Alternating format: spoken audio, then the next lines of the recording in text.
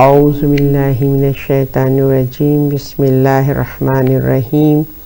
الحمد للہ رب العالمین الصلاة والسلام علی اشرف الانبیاء والمرسلین الملقب بطہ ویاسین الرسول الامجد والنبی المسدد وابی القاسم محمد اللہم صلی علی محمد وآل محمد وعجل فرجهم وآلہ الطیبین الطاہرین المعصومین المظلومین انما یرید اللہ لیذہب عنکم الرجس اہل البیت وَيُطَهِّرَكُمْ تَطْهِيرًا اللہم صلی علی محمد وآل محمد وعجل فرجهم رب اشرح لی صدری ویسر لی امری واحلل عقدۃ من لسانی یفقهوا قولی اما بعد فقد قال اللہ تبارک وتعالی فی القرآن المجید والفرقان الحمید بسم اللہ الرحمن الرحیم من عمل صالحا من ذکر وانثی وهو مؤمن فلنحيينه حياة طيبة ولنجزينهم أجرهم بأحسن ما كانوا يعملون السلام علیکم یا صاحب الصبر الزمان، السلام علیکی یا فاطمۃ الزہرا عزاداران امام حسین، السلام علیکم ورحمۃ اللہ وبرکاتہ۔ موضوع گفتگو بقائے دین میں خواتین کی جد و جہد، اس سلسلے میں آج یہ ہماری 7ویں تقریر ہے کہ جس میں یہ صحیح اور کوشش کی جا رہی ہے کہ معاشرے کی موسٹ امپورٹنٹ پرسنالٹی بحیثیت خاتون کے اس کا کیا کردار، اس کی کیا رسپانسبلٹی ہے، اس کی ایگزسٹنس کا کیا پرپز ہے، اس کی طرف متوجہ ہو تاکہ معاشرے کی ظلمت اور تاریکی میں جو معاشرہ گھرا ہوا ہے اس تاریکی سے وہ نکالنے میں اپنا رول ادا کرے۔ یقین جانیے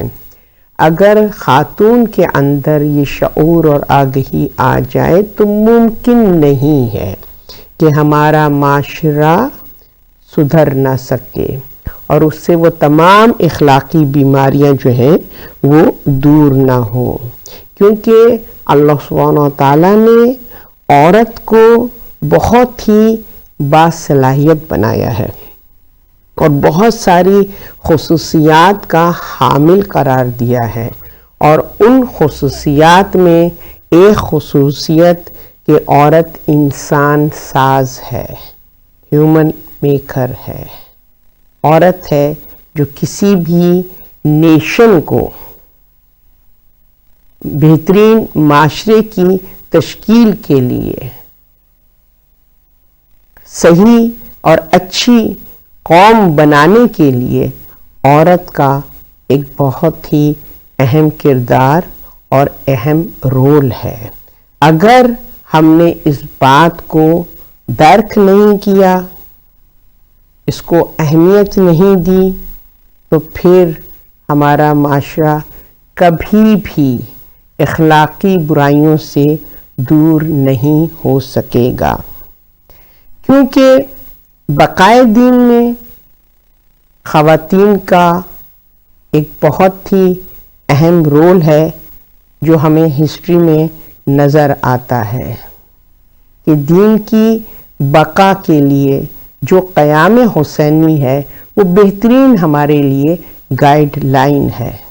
کہ جس سے ہمیں یہ پتہ چلتا ہے کہ اس قیام حسینی کی کیا وجوہات تھیں، کیا ریزنز تھے کہ جس کی وجہ سے امام حسین نے قیام فرمایا اور اتنی عظیم قربانی پیش کی۔ تو اس کے لیے جب ہم توجہ کرتے ہیں کہ مقصد امام حسین کے قیام کا مقصد قیام کیا تھا، کیوں تھا، تو ہمیں اندازہ ہوتا ہے کہ جب ہم اس معاشرے پہ نگاہ کرتے ہیں تو وہاں پہ دین سے دوری سبب نظر آتی ہے۔ تلاوت قرآن تو تھی مگر اس میں اخلاص نہیں تھا، عبادات تھیں مگر اس میں روح عبادت نہیں تھی، یعنی کہ ریاکاری تھی۔ سنت محمدیہ سے اپنے آپ کو منسوب تو کرتے تھے کہ ہم سیرت نبوی کو فالو کرتے ہیں، مگر سیرت محمد مصطفیٰ سے، سنت محمد مصطفیٰ سے بہت دور تھے۔ اور یہ وجوہات تھیں کہ جس کی وجہ سے اخلاقی قدریں نہیں تھیں، حرام اور حلال کی تفریق نہیں تھی، لہذا امام نے قیام فرمایا۔ تو ہم آج کے زمانے میں ایک اور قیام کے منتظر ہیں، حجت خدا اپنے وقت کے امام کے ظہور اور ان کے قیام کے منتظر ہیں۔ تو جس طریقے سے ہسٹری میں، تاریخ میں، گزشتہ دور میں خواتین نے جو اس قیام میں رول ادا کیا، تو ہمیں ایک بار پھر وہ اپورچونٹی ملے گی کہ ہم اس قیام میں بھی حصہ لیں گے اور اس قیام کو بھی کامیاب بنانے میں ہم اپنے وقت کے امام کے شانہ بشانہ ہوں گے۔ اس کے لیے ضروری ہے کہ ہمیں اپنی ذمہ داریوں کا احساس ہو، دین کے حوالے سے معرفت ہو، معرفت الہی ہو، معرفت رسول ہو، معرفت ولایت ہو، اور اس کے لیے ہمیں دیکھنا ہے کہ ہمارا دین کس طریق کا ہے، کس لیول کا ہے۔ ہمارا شمار ان میں ہوتا ہے جو دین میں داخل ہوئے، جن کے لیے سورہ نصر میں اللہ سبحانہ تعالیٰ ارشاد فرماتا ہے اذا جاء نصر اللہ والفتح ورأیت الناس یدخلون فی دین اللہ افواجا، کہ دین میں جوق در جوق داخل ہوئے۔ وہ دین ہے ہمارا یا وہ دین کہ جو ہمارے اندر داخل ہوا ہے، ہماری روح میں اتر گیا ہے۔ تو دین میں داخل ہونا اور دین کا ہمارے اندر داخل ہونا دو مختلف لیول ہیں۔ دین میں تو ہم داخل ہیں، مگر آیا دین ہمارے اندر منتقل ہوا ہے یا نہیں ہوا ہے، یہ ہم اپنے طریقہ زندگی، اپنے لائف اسٹائل سے بخوبی اندازہ لگا سکتے ہیں کہ آیا ہم دین کے اندر ہیں یا دین ہمارے اندر پیوست ہو گیا ہے، اس کی جڑیں ہمارے قلب میں مضبوط ہو گئی ہیں، جس کی مثال سورہ ابراہیم میں شجر طیبہ سے دی جاتی ہے کہ جس کی روٹس اس طریقے سے قلب کی زمین میں پیوست ہوتی ہیں اور وہ اتنا تناور درخت ہوتا ہے کہ وہ بلندی کو چھوتا ہے، عرش تک اس کی بلندی جاتی ہے اور وہ فلیرش کرتا ہے، اس میں سے پھل اور پھول نکلتے ہیں۔ وہ شجر طیبہ میں ہمارا شمار ہوتا ہے۔ آیا ہم نے اس دین کو، وہ دین ہمارے اندر سرایت کیا ہے کہ جو دین محمدی ہے؟ اور وہ شجر طیبہ کون ہے؟ ذات محمد مصطفیٰ صلی اللہ علیہ وآلہ وسلم اس شجر طیبہ کی روٹ ہے، اس کا تنا مولا کائنات ہے۔ اس کی شاخیں جو ہیں وہ فرزندان رسول خدا ائمہ معصومین ہیں، اس کا ثمر جناب فاطمہ سلام اللہ علیہا ہے، اور اس درخت کے پتے وہ اہل ایمان ہیں کہ جن کے دل میں دین سرایت کر گیا ہے، جن کے دل میں دین اس طریقے سے منتقل ہو گیا ہے کہ وہ اپنی حیات کو بامقصد گزارتے ہیں اور اپنی زندگی کے شب و روز کو ضائع نہیں کرتے، وہ اس مختصر سی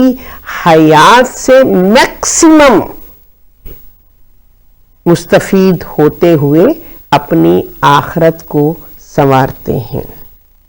تو ایسے افراد جن کے اندر دین سرایت ہو جاتا ہے تو وہ دین اتنا پر اثر ہوتا ہے کہ اس دین کا نور سوتے ہوتا ہے اور وہ اس کے ارد گرد کی انوائرمنٹ کو، ارد گرد کے ماحول کو منور کر دیتا ہے،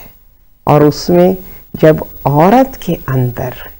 وہ دین سرایت کر جائے تو کیسے ممکن ہے کہ اس دین کی روشنی اس کی گود کے بالوں میں منتقل نہ ہو جس کو وہ پروان چڑھاتی ہو۔ اگر عورت کے اندر معرفت الہی ہے، حق شناسی ہے، دین اس کے قلب کی تہ گہرائیوں میں، عطا گہرائیوں میں سمو گیا ہے، تو پھر اس عورت کی زندگی بہت ہی پر نور، پر اثر، اور اس کے اثرات بہت دیر پا ہوتے ہیں، نسل در نسل چلتے ہیں۔ جیسا کہ ہمارے بزرگ کہا کرتے تھے، ایک نیک عورت کا خاندان میں شامل ہونا 7 نسلوں کو محفوظ کر دیتا ہے، ان کے ایمان کو محفوظ کر دیتا ہے۔ اگر ایک پاکیزہ عورت، ایک دیندار عورت اس خانوادے کا حصہ بنے تو اس خاندان کی 7 نسلیں جو ہیں وہاں تک اس کا امپیکٹ جاتا ہے۔ اب آپ سوچئے کہ دین کا اثر اور پھر خاتون کے اندر دین ہو تو پھر اس کا امپیکٹ، اس کا اثر کتنا دور تک جاتا ہے۔ ہمارے پاس ایسی خواتین موجود ہیں جو غیر معصوم ہیں، کیونکہ ہمارے پاس معصوم خواتین کی تو بڑی مثالیں ہیں، ہم مسلسل دے رہے ہیں، خانوادے رسالت کی خواتین کی مثالیں ہم دے رہے ہیں، جیسے جناب فاطمہ سلام اللہ، جناب زینب و ام کلثوم، یہ خواتین ہیں جن کی نظیر نہیں ملتی ہے، مگر اہل بیت اطہار سے الگ بھی ایسی خواتین ہمیں تاریخ میں نظر آتی ہیں جو اتنی باکردار اور اتنی دیندار ہیں کہ جنہوں نے اپنے وجود کو اتنا فروٹفل بنایا، اتنا مفید بنایا ہے اپنے خانوادے کے لیے، اپنی سوسائٹی کے لیے، کہ جس سے ایک کثیر تعداد نے استفادہ حاصل کیا، جیسے کہ آیت اللہ مرجع تقلید شیخ مرتضی انصاری، جن کے حوالے سے ہمیں ملتا ہے غالباً 1214 ہجری کے اراؤنڈ ان کی ولادت ہوئی ہے۔ ان کی مادر گرامی نے خواب دیکھا اور اس خواب میں ان کو ہمارے چھٹے امام جعفر صادق علیہ السلام کے اسرار نظر آئے کہ وہ ان کو ایک قرآن تحفتاً دے رہے ہیں، اور وہ قرآن سونے سے تحریر ہوا ہے۔ آپ نے وہ خواب دیکھا، خواب سے بیدار ہوئی، آپ کے شوہر بھی متقی اور پرہیزگار اپنے زمانے کے عالم تھے۔ بہرحال انہوں نے اپنے خواب کو شیئر کیا، اور کسی عالم دین سے جو خوابوں کی تعبیر بتاتے تھے ان سے رجوع کیا، تو انہوں نے فرمایا کہ آپ کو بشارت ہوئی ہے کہ آپ کو اللہ سبحانہ وتعالی ایک بہت ہی پاکیزہ فرزند سے نوازے گا۔ ملتا ہے شیخ مرتضی انصاری کی سوانح عمری میں ان کی والدہ کے حوالے سے کہ وہ فرماتی ہیں کہ ڈیورنگ پریگنسی، جب وہ حاملہ ہوئیں، ہمیشہ باوضو رہیں، تلاوت قرآن ان کا شیوا رہا، اور جب شیخ مرتضی انصاری کی ولادت ہوئی ہے وہ فرماتی ہیں کہ کوئی وقت ایسا نہیں تھا کہ میں نے اپنے بچے کو دودھ پلایا ہو اور میں وضو سے نہ ہوں، باوضو رہتی تھی جب بھی بچے کو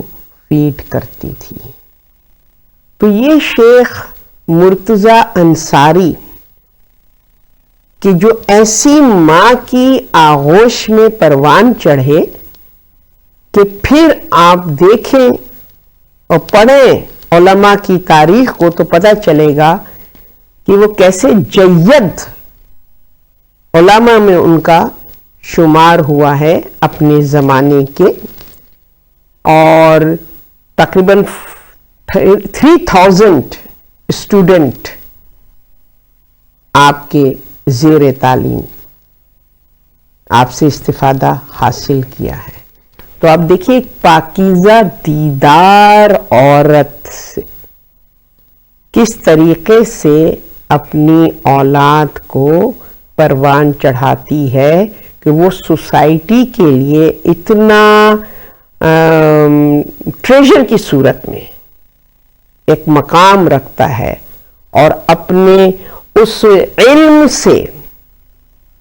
لوگوں کو جو ہے وہ سرشار کرتا ہے، سیراب کرتا ہے۔ جو طلب علم ہے ان کی اس طلب کو، اس تشنگی کو، اس پیاس کو بجھاتا ہے۔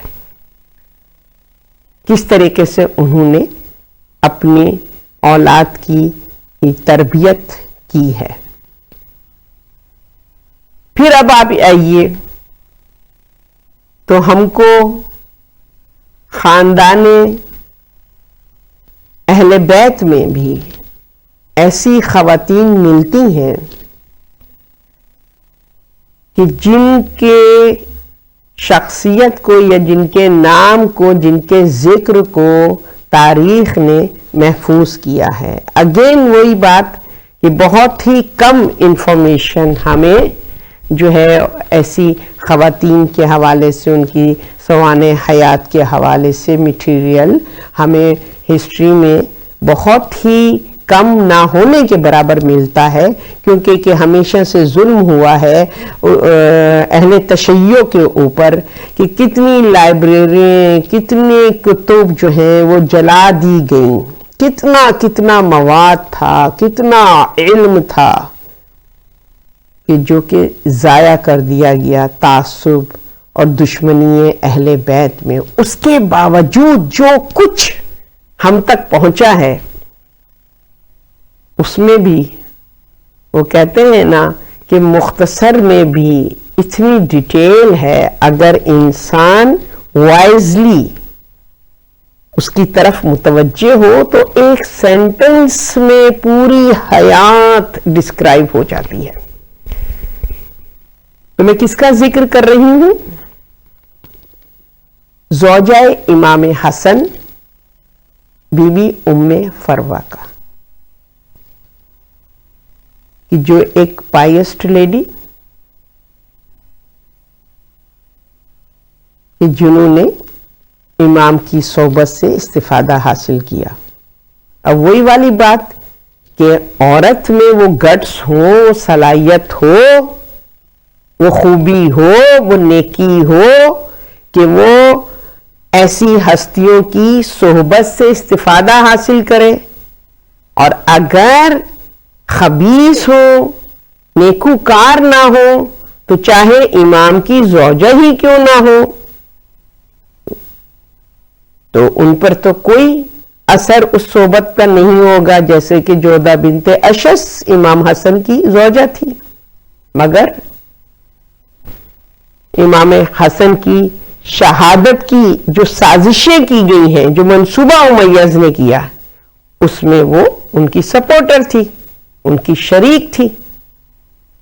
لہذا صحبت نے اثر نہیں کیا. کیونکہ وہ جو کہتے ہیں نا خصلت، وہ جو کردار، وہ معرفت الہی، وہ خدا شناسی، وہ دین شناسی، وہ حق شناسی، اگر انسان کے اندر اس کی رمق نہ ہو، اس کی خصوصیت نہ ہو تو پھر صحبت اثر نہیں کرتی ہے. مگر چونکہ اسی امام حسن کی زوجہ ام فروا ہیں، مگر کیا کردار ہے ام فروا کا کہ کربلا میں ان کے بیٹے کے ایک جملے سے، حضرت قاسم کا ایک جملہ ان کی ماں کی پاکیزگی اور طہارت اور تقوی کو بیان کر دیتی ہے. کیا کہا تھا حضرت قاسم نے جب مولا حسین نے کوشچن کیا، اے قاسم تم موت کو کیسا پاتے ہو؟ تو کیا فرمایا تھا حضرت قاسم نے؟ شہد سے زیادہ شیریں وہ موت جو راہ خدا میں ہو، جو للہ ہو، جو رضائے رب کے لیے ہو، جو دین کی بقا کے لیے ہو، جو حق کی راہ میں ہو. شہد سے زیادہ شیریں، یہ ایک جملہ 13 برس کے نوجوان نو عمر کا یہ ایک جملہ اس کی تربیت کو بیان کرتا ہے. تربیت کرنے والی کون ہے؟ وہ ماں ہے کہ جو کہ 10 برس پہلے بیوہ ہو چکی ہے، اور ایز اے سنگل پیرنٹ اپنی اولاد، وہ بھی بیٹا، اس کی تربیت کی ہے. بیٹیوں کی تربیت تو کہتے ہیں نا آسان ہے. آج کل کے زمانے میں تو نہ بیٹے کی تربیت آسان ہے، نہ بیٹوں کی تربیت آسان ہے، کیونکہ بہت بڑا کنونس ہے، بہت بڑا ایک دائرہ ہے. تو مرد اور لڑکا اور لڑکی دونوں کی تربیت جو ہے وہ آسان نہیں ہے. مگر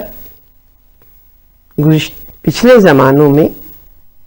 لڑکیوں کی تربیت آسان سمجھی جاتی تھی، کیونکہ وہ زیادہ گھر کے ماحول میں رہتی تھیں، اسکول اور کالج کے علاوہ گھر کی زیادہ صحبت رہتی تھی، اور لڑکے جو تھے وہ تھوڑا سا ان کو آزادی دی جاتی تھی لڑکیوں کے مقابلے میں. مگر اب تو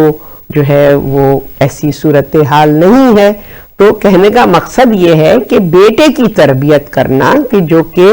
آؤٹ سائڈ ورلڈ میں بھی اس کا جو ہے انٹریکشن ہے، اور اس میں ایز اے سنگل پیرنٹ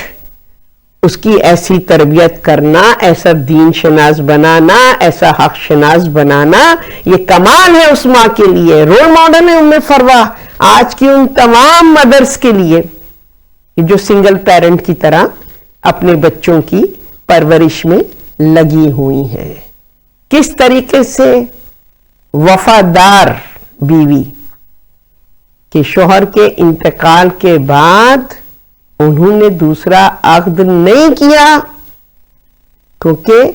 یہ معلوم تھا کہ اس گھرانے سے بہتر گھرانہ جو شریک حیات مجھے مولا حسن جیسا ملا ہے ان جیسا تو ملنا مشکل ہے، لہٰذا انہوں نے دوبارہ اپنے آپ کو رشتہ ازدواج میں منسلک نہیں کیا، بلکہ اس رشتے کو نبھاتی رہی جو امام حسن کے سے عقد کے ذریعے سے قائم ہوا تھا اہل بیت اطہار کے ساتھ۔ آپ نے ان کا ساتھ نہیں چھوڑا اور انہی کے ساتھ آپ نے زندگی کو بسر کیا، اور اسی طریقے سے اس خانوادے کا جو طریقہ اور روش رہی ہے دین کی معرفت اور حق شناسی، توحید شناسی، انہی لائنز پر آپ نے اپنی زندگی کو بھی گزارا اور اپنی اولاد کی بھی ویسی ہی تربیت کی کہ جب یہ مختصر سا کارواں کربلا کی سرزمین پر پہنچا ہے تو امام حسین کے خانوادے میں بیوہ امام حسن ام فروا اپنے فرزند اور اپنی دختر کے ساتھ وہاں پر موجود تھیں، اور جب وقت شہادت وہ دن آیا، قربانیوں کا دن، جانثاری کا دن، تو آپ نے اپنے بیٹے حضرت قاسم کو اپنے پاس بلا کر ان سے گفتگو کی، تو حضرت قاسم کے چہرے پر ماں نے جذبہ شوق شہادت کی چمک کو ان کی آنکھوں میں دیکھ لیا تھا، اپنے بیٹے کی پیشانی پر بوسہ دیا اور کہا، بیٹا مجھے فخر ہے کہ اگر اللہ نے مجھے اولاد نرینہ عطا کی تو اس نے میری لاج رکھی، میری تربیت کا مان رکھا، بس بیٹا میں چاہتی ہوں کہ تم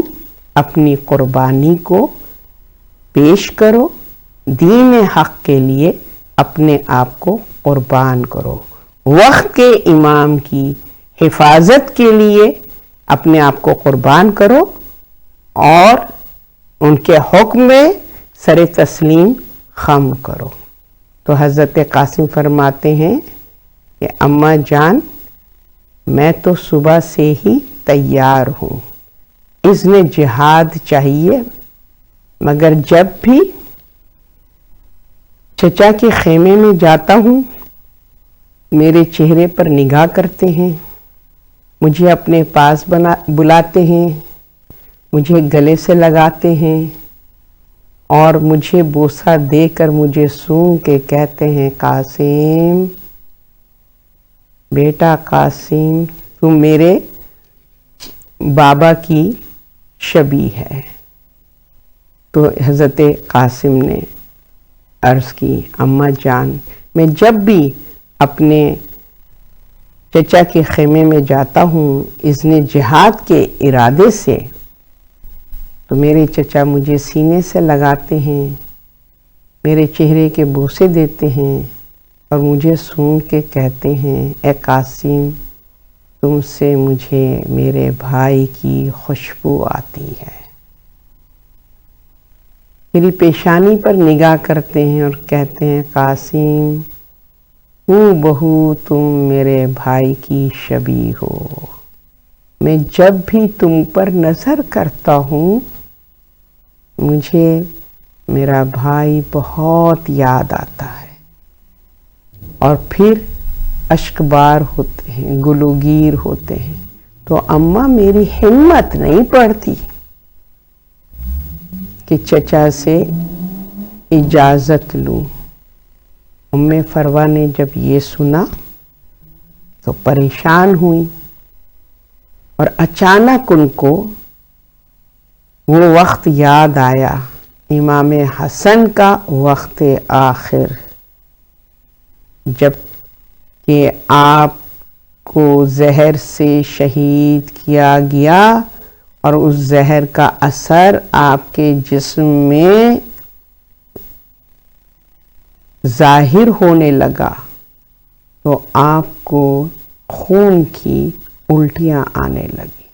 اور تشت میں آپ کا جگر کے ٹکڑے گرنے لگے، اور آپ نے ام فروا کو آواز دی۔ پہلے تو جب یہ کیفیت ہوئی اور جودہ بنت اشس نے آپ کو انگور میں زہر دیا، جو کہ امام وقت ہیں، علم غیب رکھتے ہیں، اور انہوں نے وہ انگور کھائے، اور جب آپ کی حالت متغیر ہونے لگی تو آپ نے جودہ بنت اشس سے کہا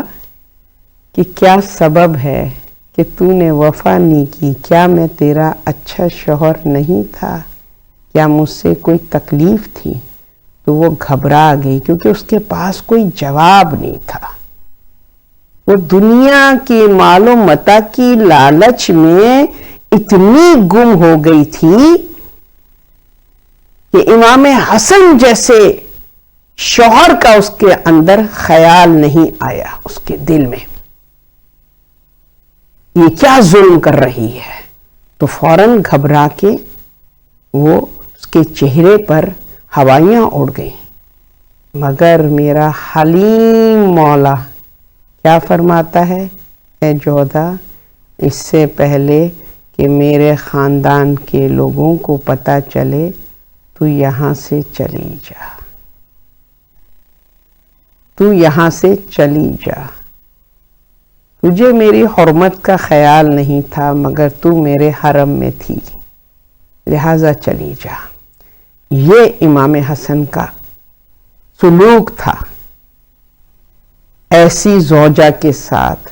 تو سوچئے جب ایسی زوجہ کے لیے امام حسن کے دل میں حلم ہو تو پھر ام فروا جیسی باوفا زوجہ۔ لہذا جب حالت غیر ہوئی تو امام حسن نے ام فروا کو اپنے پاس بلایا، ام فروا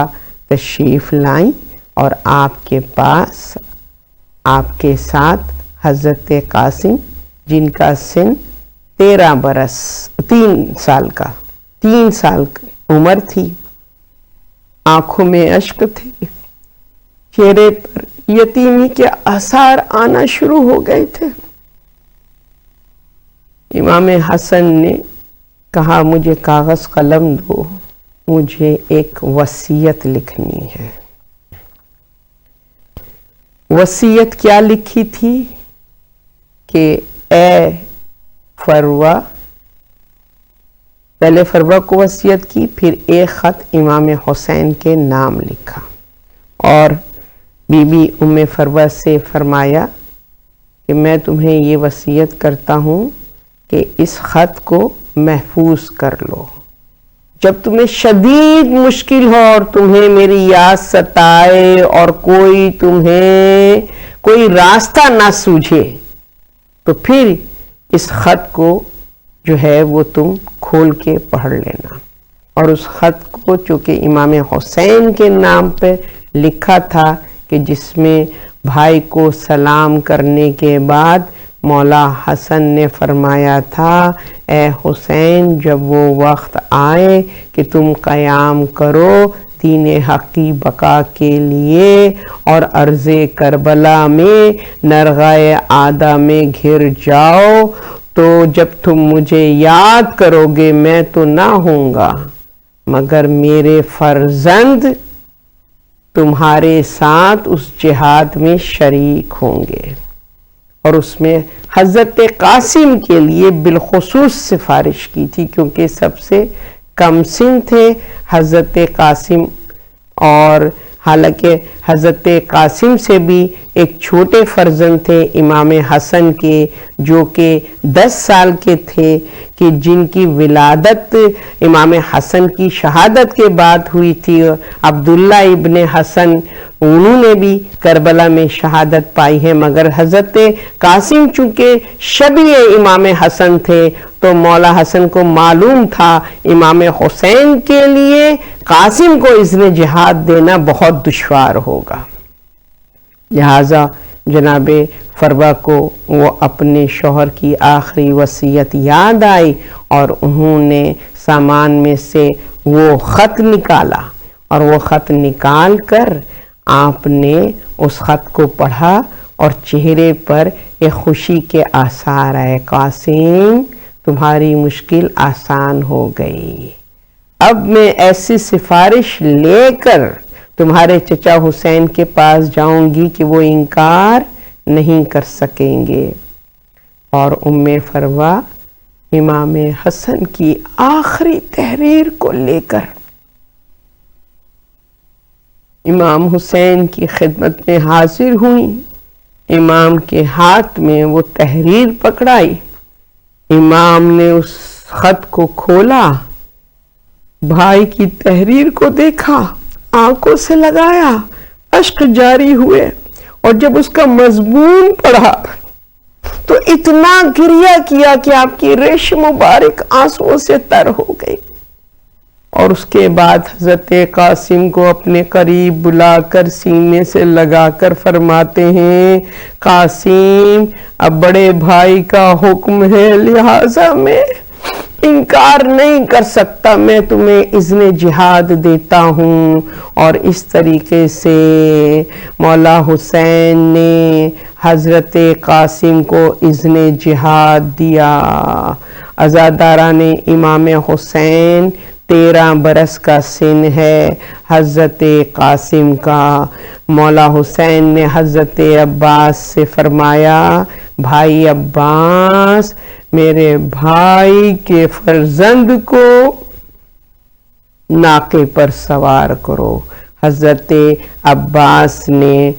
حضرت قاسم کی پر نظر کی، 13 برس کا سن ہے، اور پھر آپ نے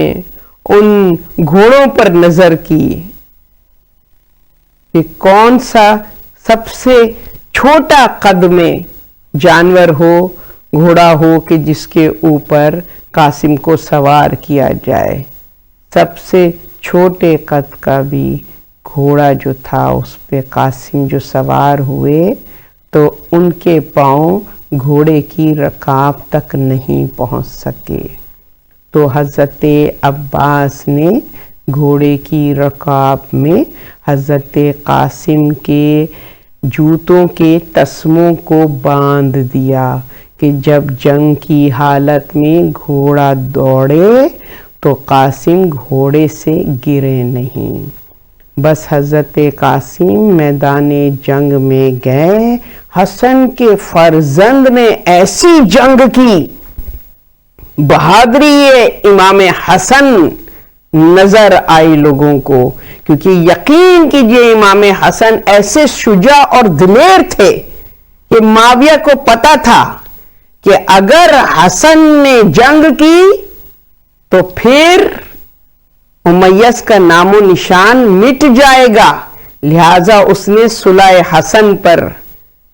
زور دیا اور معاہدہ کیا امام حسن سے، کیونکہ جنگ کرنے کی طاقت نہیں رکھتا تھا۔ یہ اس شجاع حسن کا فرزند قاسم ہے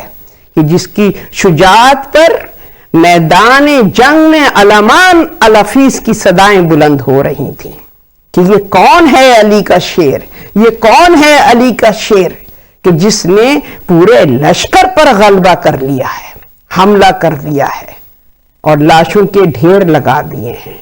لہذا حکم ہوا کہ یہ آسانی سے قابو میں آنے والا نہیں ہے۔ تمام افواج کو حکم دیا، جس کے پاس تیر ہیں، جس کے پاس نیزے ہیں، جن کے پاس تلواریں ہیں، سب مل کر حملہ کرو۔ بس عزاداران امام حسین 13 برس کا سن ہے فرزند حسن کا، حضرت قاسم کا۔ جب ہر طرف سے حملہ ہوا، مولا عباس جو اپنے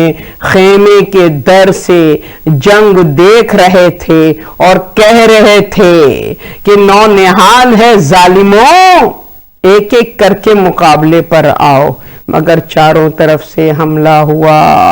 کہ افواج یزیدی میں حضرت قاسم کا گھوڑا گم ہو گیا۔ عزاداران امام حسین حضرت قاسم زخموں سے چور چور، کہیں تلواریں چل رہی ہیں، کہیں نیزے چبائے جا رہے ہیں، کہیں تیر چلائے جا رہے ہیں، جسد مبارک لہو لہان ہے